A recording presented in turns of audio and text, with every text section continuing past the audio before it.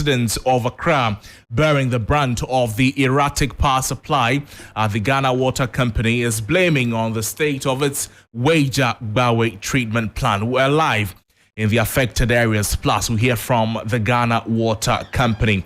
Also coming up and still on utilities, the Electricity Company of Ghana is hitting town to assess postpaid meters to determine whether their readings are accurate. Also, Ghana's 9th election since return to democratic rule to see Vice President Dr. Bawumia and former President John Dramani Mahama battle for the hearts and souls of northern Ghana and votes across the country. We have details of these stories and a lot more coming to you shortly. Please stay with us.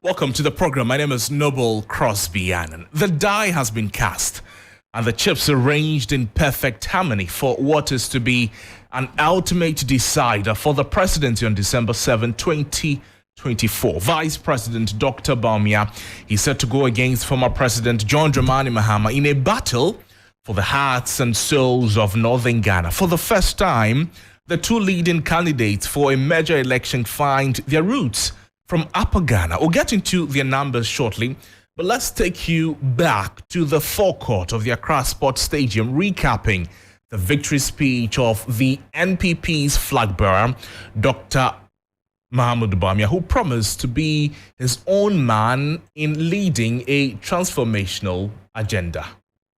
My vision is to build an inclusive, food self-sufficient, data-driven, and systems-based nation that will fully participate in the global digital revolution to resolve our problems and also to usher in a golden age of benefits from our natural resources.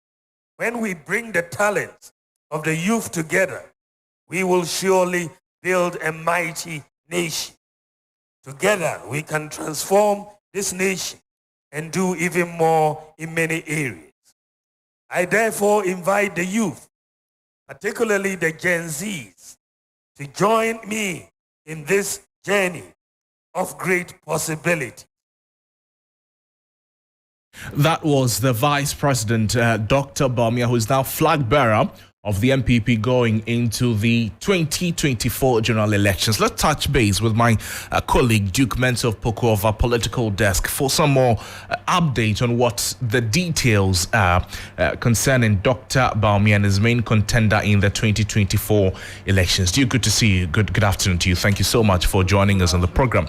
You've been following the political landscape on the back of the win of Dr. Bawumia in the presidential primaries of the New Patriotic Party. What does the data say about him and his main contender in the 2024 elections? For the very first time, the Fourth Republic would have two candidates from the northern part of Ghana. Northern part of Ghana in the sense of the 5 regions of the north.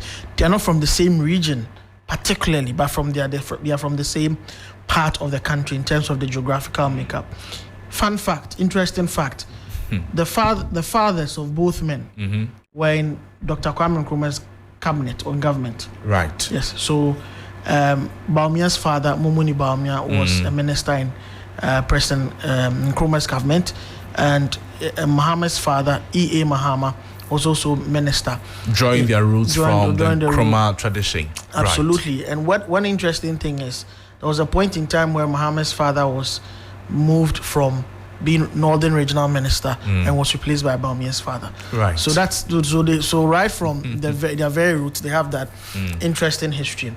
Who is Dr. Bawumia? Well, he hails from Wale Wale. He's currently Vice President. He is an economist. He's a banker. He's worked with the Bretton Woods institutions. I'm talking about the World Bank and the IMF. He's also been a lecturer at the Baylor University and also at the Wolf College of Accountancy. Education-wise, he went to Sakasaka Primary School. He went to Tamale Secondary School. He went to the University of Buckingham. That's where he had his bachelor's in economics. Okay. Then his master's in economics from Lincoln College, Oxford University, and then his PhD in development economics from the Simon Fraser University in Canada. Okay, so he was on a trajectory of economics and economic development and lecturing until 2008 when President Akufo-Addo plucked him from the central bank and made him his running mate. And he's been on a political trajectory ever since. So that is it by way of his background entering into politics. But now the stage is set for him and former President John Dramani Mahama in 2024. What are the numbers saying? Well, what are the numbers saying? Clearly, if you look at the polls, Global Info Analytics, they are the ones who have been polling. Actually, the numbers show that from the global Info Analytics polls, President Mahama, he seems to have a lot more name recognition than Dr. Mahmoud Bawumia.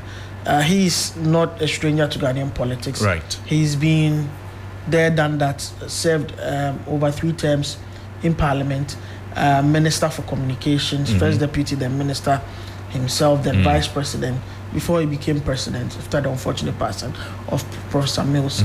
So that seems to be, and then of course, coupled with the fact that in Ghana there is this incumbency fatigue after every 8 years. Ghanaians would want to try something new. So that is what, as it is now, from the numbers, from the polling and the data that has been done by Global Info Analytics, it looks like President Mahama is ahead in terms of the polls as of today. Global Info Analytics also cautioned the NPP against the performance in the Ashanti region. They were saying the party has to pull its weight in the Ashanti region if they want to win the 2024 elections. What more do we know about that? Absolutely. So about that, they're looking at the upset that Allan's decision to leave the NPP would cause, because he's from the region. He's also a politician of note compared to Dr. Bawumia, who is not from the region. And as we all know, NPP is the Ashanti region is the hotbed of NPP politics, really. So that is what may be accounting for the NPP's or Dr. Bawumia's abysmal performance over there, based on the polls that have been done by Global Info Analytics. Duke, thank you so much for your time with us. Duke Mento Poco is of our political desk, updating us on what the numbers and the dynamics are in relation to Dr. Mahmoud Bawumia and former President John Dramani Mahama. And as you know, Dr. Bawumia is now the flag bearer of the NPP going into the 2024 elections. But in the north, the debate is already picking momentum as to which son of the land will receive the most support. My colleague Christopher Marco, he has been gauging the mood and he brought us this report. For the first time in the history of this country, 2 northerners, that is former President John Dramani Mahama and Vice President Dr. Mahmoud Bawumia, will be battling it out on December 7, 2024 to annex the #1 position of the country. Whereas former President John Dramani Mahama is seeking to return to lead the country as the #1 gentleman, Vice President Dr. Mahmoud Bawumia will be seeking to move a step further to becoming the #1 gentleman. But what does this mean to the development of the North? If he actually wants to leave a footprint in where they hail from, then definitely they will have deliberate development policies for Northern Ghana. What actually do they have for Northern Ghana in their manifesto? Even though I must agree with them that they are representing the faces of their political parties, but they should show leadership. When you go to, let's say, a central region, you can see that they have a very marvelous development from their candidate who ever been a president before. They are now appealing to 2 of them. Northern region, in terms of poverty, in terms of development, we are lacking behind. You heard a report filed by my colleague Christopher Amwako on the back of the situation in the country right now, as 2 sons of the North will be going head-to-head in the 2024 general election. Let's speak with Al-Hassan Ziblim. He's a research fellow and consultant at the Center for Development and Policy Advocacy in Tamale. Al-Hassan, thank you so much for joining us on the program. Good afternoon to you. The situation we have right now, the two main political parties, the NPP and the NDC, now both of them have candidates with roots in the northern part of the country. What does this say concerning northern regional development, the development of the northern part of the country, and what dynamics are we looking at exactly here? Yeah, first of all, good morning, good afternoon to you and your listeners. Honestly, this is a very important question, but it is not a new question because if you look at the two candidates, all of them have had an opportunity to solve the problems of the North. So we should be asking ourselves, what is the track record of the two candidates in terms of their effort to bring development to the North? President Mahama has been vice president. He has been president, Dr. Bawumia has been vice president, and of course, one of the most active vice presidents in the history of the Fourth Republic. So the question is not what new they are bringing. What have they done before? If you look at the case of President Mahama, I am one person who believes that the development of the North has nothing to do with who is the president. Because politics has not proven over the years as an effective vehicle for promoting rural development. President Mahama came out with very bold initiatives to transform the North through the Northern Development Authority, which was then SADA. And if I tell you the amount of money that has gone down the drain in SADA alone, you should know that there is nothing new he can do if he is going to use the state again as a vehicle to promote development. Three important things. He came out with the tree planting exercise, the guinea fowl project, and the SADA tricycle project. In the North, because of the agriculture, conveying foodstuffs and also agricultural input to and from the farming communities is a problem. That was why he came out with the tricycle project. Right. Zablim, I'd like you to hold on for me. Let's consider this. Bearing in mind the political landscape in the country, it is either one of the NPP or the NDC which is likely to emerge as winner in the 2024 elections. If you pay attention to polls that have been conducted so far, even with the coming onto the scene of Annan with coming as an independent candidate. If you're telling us that it should be based on what these individuals, these men hailing from the northern part of the country have done before when they have the opportunity, is it to say that the residents should reduce the expectations or they should be looking somewhere else for development?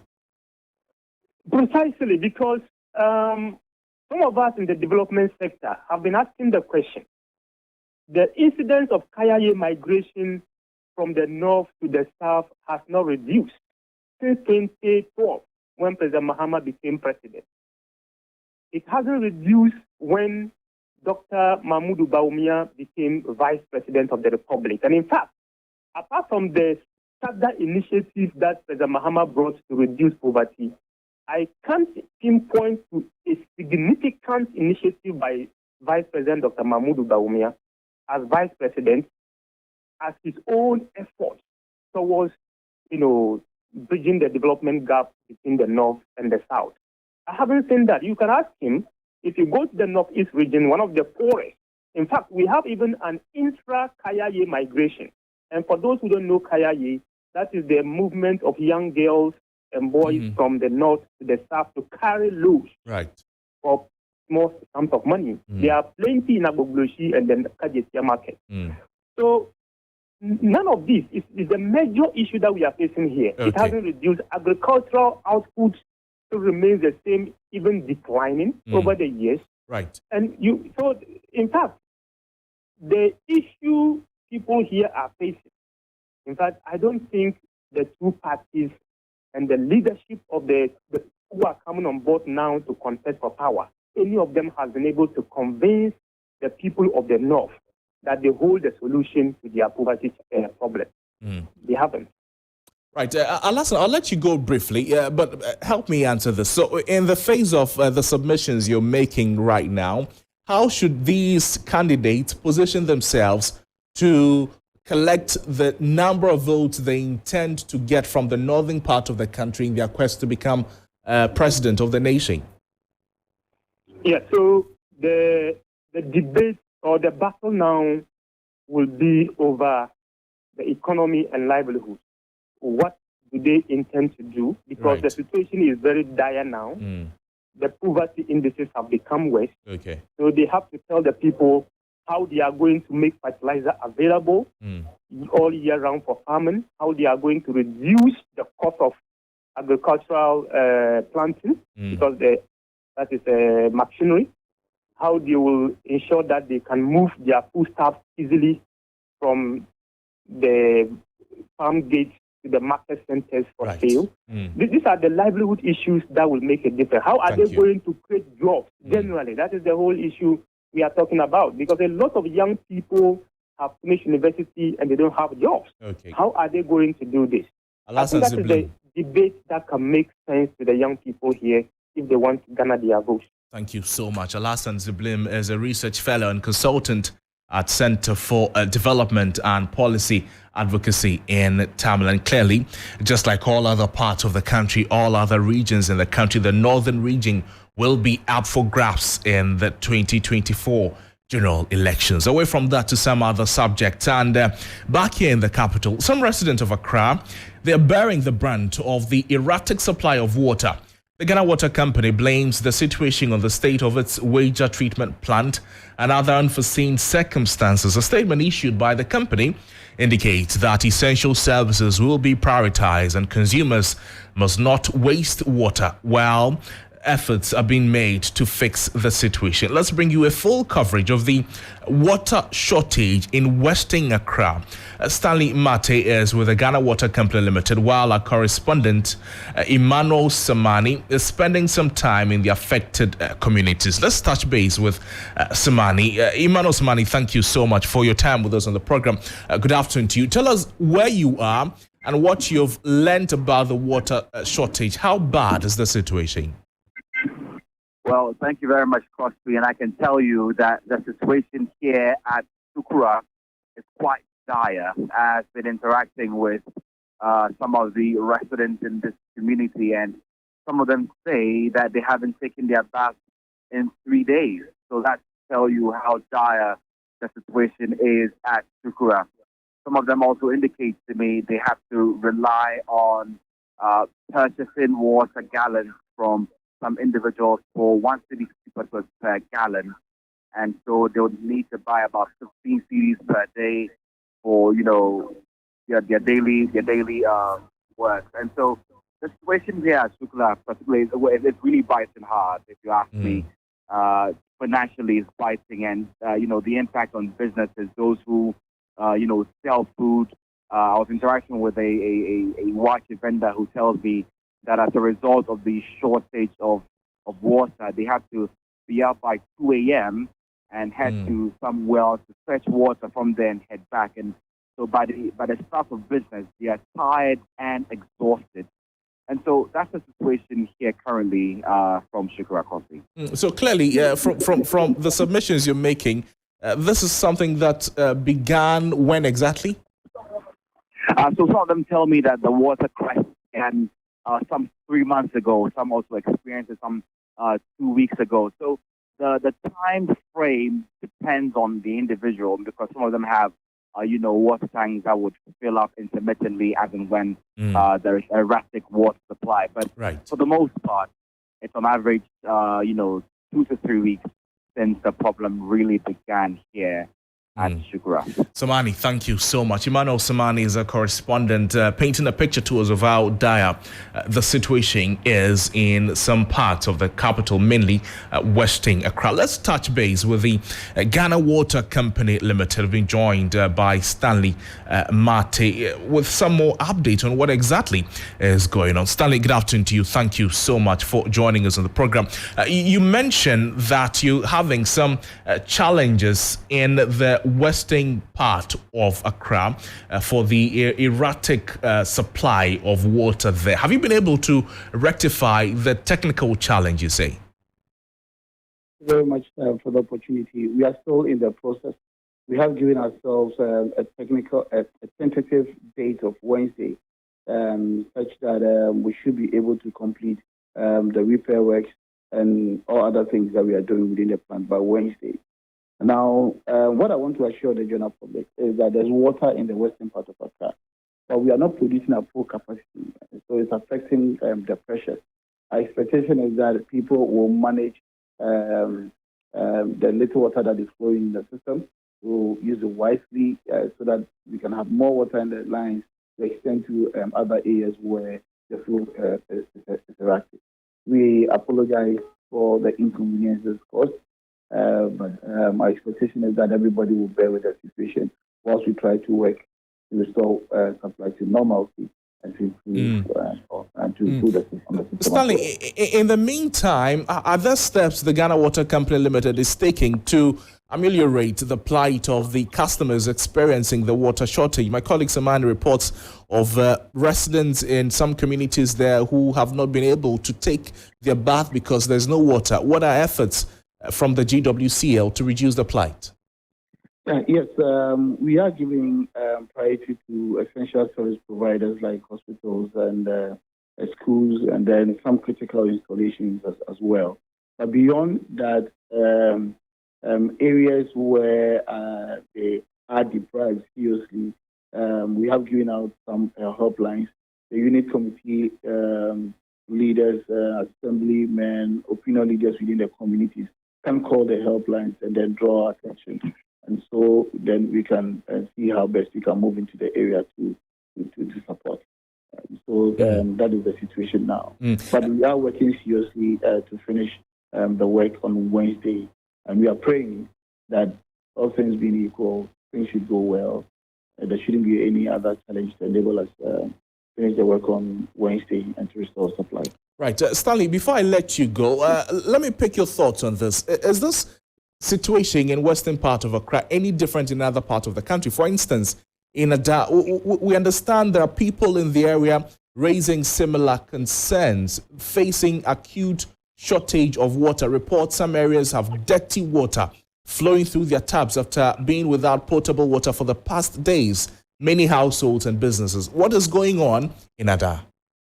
Every situation and within every community is different.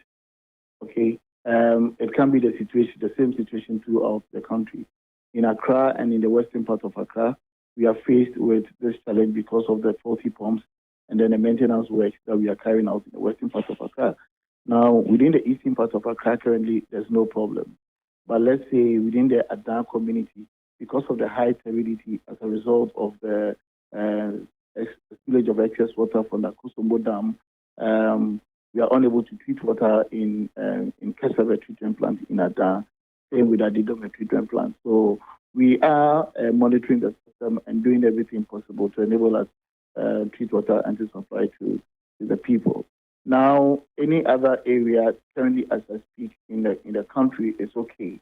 There's no problem in Upper West, no problem in Upper East, no problem in the Northing, no problem in all other regions with the exception of Accra and then parts of the Volta region, which is as a result of the spillage of excess water from the Akosombo Dam. Now, we are also challenged with power, okay, in the Adidome treatment plant because the ECG substation that supplies power to the place has been inundated with water, and as a result, they are not giving us power from that end. But we have worked with them, and they are supplying us power from a flow, except that they are unable to supply power 24/7. So they only give us from between 10 and 12 hours in a day, which we are using in pumping, so in treating the water. So definitely realize that the water in the system wouldn't be enough. And so we have had to ration and to ensure that all other camps within that area are served from the little water that is produced in that area. But all other areas within the country, with the exception of Greater Accra and the parts of Volta region, are okay. Stanley, thank you so much. Stanley Mate is the Public Relations Officer of the Ghana Water Company Limited speaking with us there. But earlier was my colleague Emmanuel Semani painting a picture of how dire the situation is in western part of Accra. Away from that, but some issues still on utilities. The Electricity Company of Ghana, it is embarking on an exercise dubbed Operation Fix the Bill and Pay the Bill in its operational areas. Now, this exercise is geared at capturing the consumption ratings of customers on the postpaid meters to ensure the integrity of the meter readings and produce actual billings. Take a listen to some consumer or customer of the Electricity Company of Ghana who raised concerns about unfair billings. Then we'll speak with my colleague Judith Brown, who's following up on the subject. We have inconsistency in the way bills do come. In a sense, our operation, our machines are the same. So we are expected that the payment can at least follow certain trend. Here is the case. Sometimes the bill that will come within a specific month is, in comparative terms, is higher than maybe previous month. And sometimes it will drop. Sometimes the margin of increase is astronomical. Our case, our meter is postpaid. Yes. So if they even delay in taking the meter reading, what it means is it will graduate you from the normal consumption within a month you are expecting to pay to another category. You had a customer of the Electricity Company of Ghana speaking. That my colleague Judith Brown is with the team. Judith, good afternoon to you. Thank you so much for joining us on the program. Which areas have you been, and what have the park consumers been saying?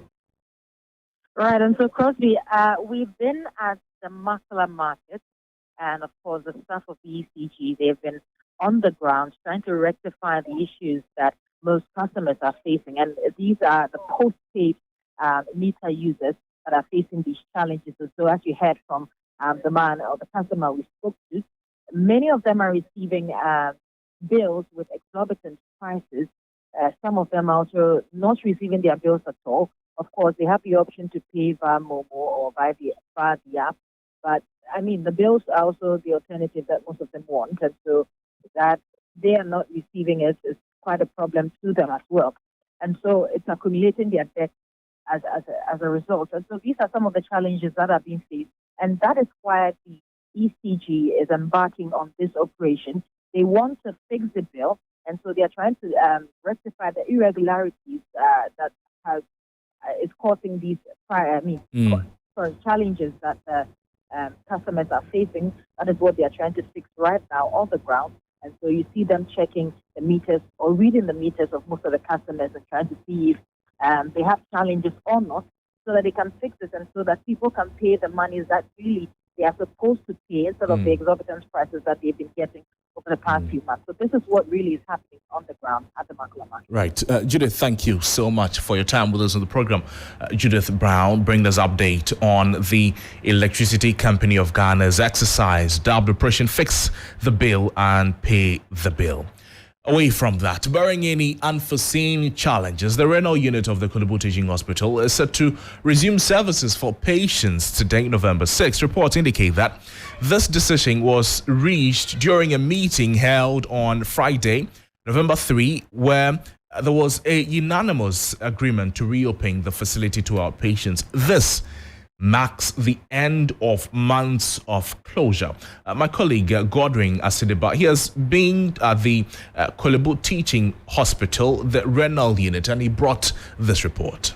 Coming to you live this afternoon, a ray of hope shines as the renal unit at the Kolebu Teaching Hospital gears up to welcome outpatients today, November 6. A visit to the renal unit patients paints a picture of decreased patient numbers seeking dialysis today. The entrance to the renal unit has been closed. This moment marks the end of months of closure since May 2022-2023. The unit has been off limits to outpatients, pushing them to seek dialysis services elsewhere, mainly in private healthcare facilities. A partial reopening occurred on September 27, coupled with a dialysis cost increase from 380 Ghana cedis to 765.42 Ghana cedis. However, public outcry led to a rollback of price hike and the unit remained close to outpatients. Now, the Minister of Health, Kekwajiman Menu, directed the swift reopening of the unit. The public relations officer has already indicated that there has been a press release that is being put together to be put out to the public. That report was by my colleague Godwin Asidiba. They're bringing to an end the afternoon news here on 3FM 92.7. My name is Noble Crosby, and this more news on our website 3news.com. Please log on for more. Business news is up next with Bismarck Hausa. Good afternoon.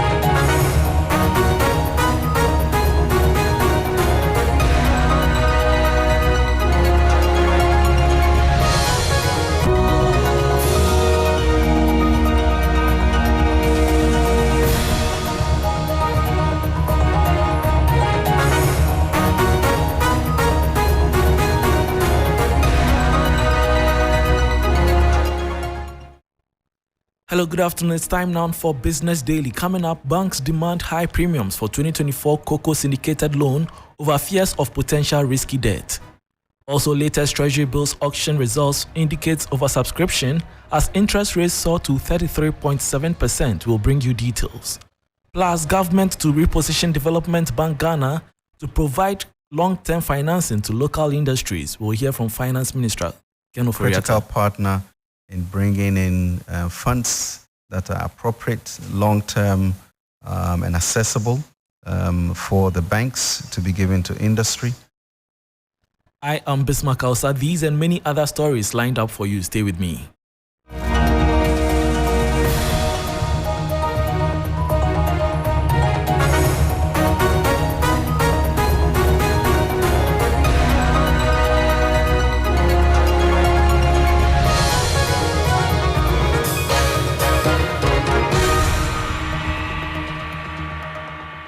Thanks for your company. Now to our very first story. Government is struggling to finalize this year's cocoa syndicated loan agreement with international banks 2 months after President Akufo-Addo launched the 2023-2024 crop season. The situation has slowed the early purchase of cocoa beans, sparking anxiety among farmers and licensed buyers. Sources inside government have told 3 Business that banks are demanding high premiums to hold what they fear could potentially become a risky debt. There is more in the following report. Traditionally, the first tranche of the annual cocoa syndicated loan arrives between September and October every year, enabling Cocoa Board to bring in the beans in time. However, as of November 2023, government is here to secure the loan. Cocoa Board targets to raise $800 million for this season, which could become the lowest amount raised in 18 years.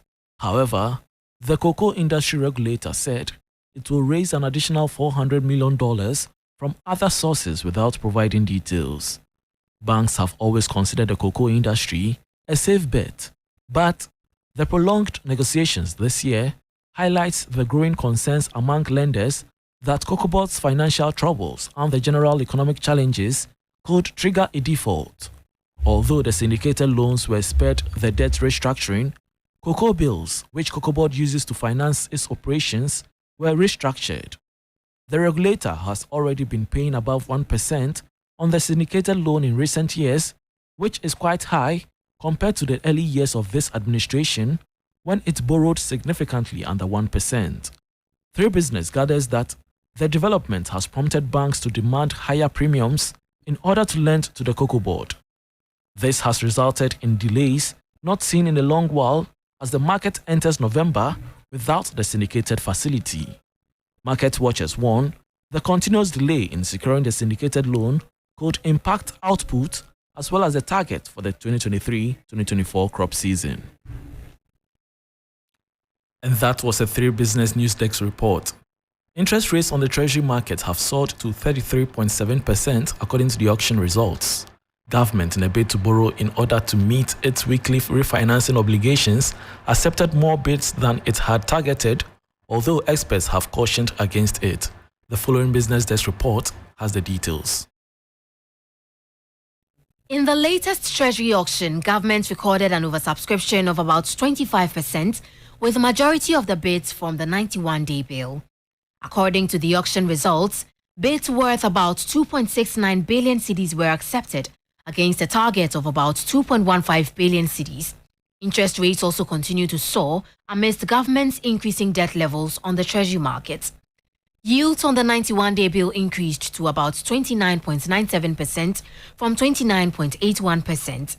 For the 182-day bill also, interest rates went up marginally to about 32.15%. That of the 364-day bill also shot up to 33.7% from the 33.42% recorded previously. Concerns raised by market watchers about the increasing interest rates seem to not influence government's appetite to borrow from the Treasury market. At this week's auction, government plans to meet a target of about 3.105 billion cedis. That is about 44.3% more than last week's target of about 2.152 billion cedis. And that was a report by my colleague Menu Afro. Finance Minister Ken Ofori-Atta has revealed government's commitment to revamping the Development Bank Ghana (DBG) to offer extended financial support to local industries. DBG, since commencing operations in June 2022, has been forming strategic alliances with key participation financial institutions, including universal banks, to support micro, small, and medium-scaled enterprises. I can assure you that there's a total commitment across government to ensure these dialogues. And fortunately, with the relationship with the Ministry of Trade and Industry, we will work together to make this happen. We will continue to reposition the Development Bank of Ghana, which is going to be a critical partner in bringing in funds that are appropriate, long-term, and accessible for the banks to be given to industry, support the development of key fiscal and digital infrastructure to ease the process of doing business and reduce transaction costs, guarantee renewable energy supply and promote equitable distribution to support industrial expansion, and bring a new culture to our institutions which respects the clients, that is the private sector. And that was Finance Minister Ken Ofori-Atta on repositioning of Development Bank Ghana. Before we go, the board of the Universal Merchant Bank (UMB) has announced Samuel Sechi Hyde as the acting chief executive officer of the bank. Sechi Hyde is expected to continue driving the growth strategy of the bank while adhering to regulatory and statutory guidelines. With nearly 3 decades of experience in banking, Samuel Sechi Hyde's career includes a role as the CEO at UniCredit Ghana Limited. He has been speaking exclusively to 3 Business. I hope to bring my 25 years experience to bear to lead the great team at UMB to enhance productivity, which will bring about profitability that will meet both stakeholders and shareholders' expectations. And that was newly appointed Chief Executive of the Universal Bank Merchant Bank (UMB), Samuel Sechi Hyde. Before we go, Chief Executive Officer of the Ghana Association of Restructuring and Insolvency Advisors, George Fosu, has suggested leaders of businesses and corporate organizations adopt globally recognized best practices to avoid insolvency. He noted that the Companies Code and Liquidations Act do not have provisions for resuscitating viable businesses that incur financial distress. George Fosu spoke to 3 Business on the sides of the launch of National Insolvency Journal, a pivotal event of the Garia Week 2023. Businesses were, in fact, liquidated when quite possibly they could have been resuscitated, jobs could have been saved, the supply chain, other businesses that depended on, another business for its revenue streams also were affected. So The whole idea of business rescue is essentially, first and foremost, to try and resuscitate viable organizations, viable companies that are just temporarily, in financial distress. George Fosu is Chief Executive of the Ghana Association of Restructuring and Insolvency Advisors, GARIA, ending Business Daily with me, Bismarck Ausa. For more business stories, please log on to 3news.com. Urban Blend continues with Black Rasta.